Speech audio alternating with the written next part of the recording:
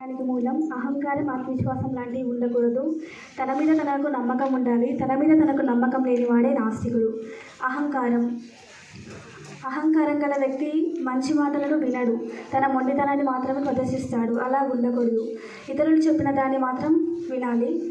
అతివిశ్వాసం కూడా ఉండకూడదు. అహంకారం గల వ్యక్తి ఏం చేస్తాడంటే తాను ఇతరులను నిరుత్సాహపరుస్తాడు. ఆ విధంగా ఉండకూడదు. నా టాపిక్ ఇప్పుడు ఆత్మవిశ్వాసాన్ని పెంపొందించుకోవడం ఎలా. ఇందులో ముఖ్యంగా దృఢమైన విశ్వాసాన్ని కలిగి ఉండాలి. సమాజం ఏమంటుందో, సమాజం నన్ను నిరుత్సాహపరుస్తుంది, నేను ఎలా ఉండాలి, ఎలా పార్టిసిపేట్ చేయాలి అనే విధంగా ఉండకూడదు. ఒక దృఢమైన విశ్వాసాన్ని కలిగి ఉండాలి. అపజయాలన్నిటి కూడా విజయాలుగా మార్చుకోవాలి. రెండవది కఠోర పరిశ్రమ. కష్టపడి పనిచేస్తేనే అదృష్టం వర్తిస్తుంది. కావున కష్టపడి పనిచేసి విజయాన్ని సాధించాలి. ఉదాహరణకు డెమోస్తనీస్ ఒక నత్తివాడైనప్పటికీ గొప్ప ఉపన్యాసకునిగా మారాడు. ఆ విధంగా కఠోర పరిశ్రమను మనం అనుసరించాలి. అదేవిధంగా సంకల్ప శక్తి. ఒట్టు పెట్టుకోవడం సులభం, కానీ దాన్ని నిలబెట్టుకోవడం చాలా కష్టం కదా. ఉదాహరణకు భీష్ముడు తాను బ్రహ్మచారిగా ఉంటానని ప్రతిజ్ఞ చేసి ఆచరించి చూపాడు. ఆ విధమైన సంకల్ప శక్తి ఉండాలి. మరియు విశ్వామిత్రుడు అమోఘమైన అడ్డంకులు వచ్చినప్పటికీ అమోఘమైన సంకల్ప శక్తి వల్ల విజయాన్ని సాధించాడు. దానికి అంతటి కారణం తాను అనుకున్న సంకల్ప శక్తి వల్లనే విజయాన్ని సాధించాడు. అదేవిధంగా ఆత్మగౌరవం.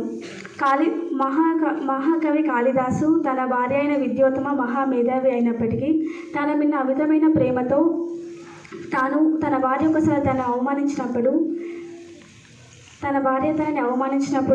అవమానాన్ని తట్టుకోలేక ఆయన ఒక గొప్ప కవిగా మారాడు.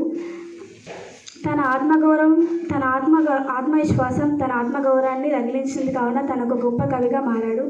అదేవిధంగా బాధ్యత. అందరికీ బాధ్యతలు అనేటివి ఉంటాయి. పిల్లలకేమో చదువుకునే బాధ్యత, తల్లిదండ్రులకు పిల్లల్ని పోషించే బాధ్యత, ఉపాధ్యాయులకు బోధించే బాధ్యత అనేటివి ఉంటాయి. అది ఉదాహరణకు గాంధీజీ తను వేరే దేశానికి వెళ్తున్నప్పుడు తన తల్లి, నువ్వు అక్కడికి వెళ్తే పాడైపోతావేమో, వేరే స్త్రీల సాంగత్యానికి గురైపోతావేమో అని భయపడింది.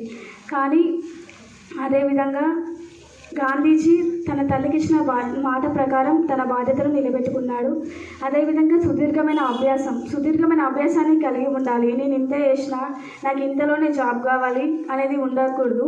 ఎక్కువ అభ్యాసాన్ని చేసి ఎక్కువ ఆశించాలి మనం. అదేవిధంగా ఇంకోటి బలమే జీవనం, బలహీనమే మరణం. మన బలాన్ని మనం నిరూపించుకోవాలి. నేను ఇంతేనా, నాకు అలా ఎలా అయితే ఎలా అని ఉండకూడదు. దృఢమైన బలాన్ని కూడా కలిగి ఉండాలి.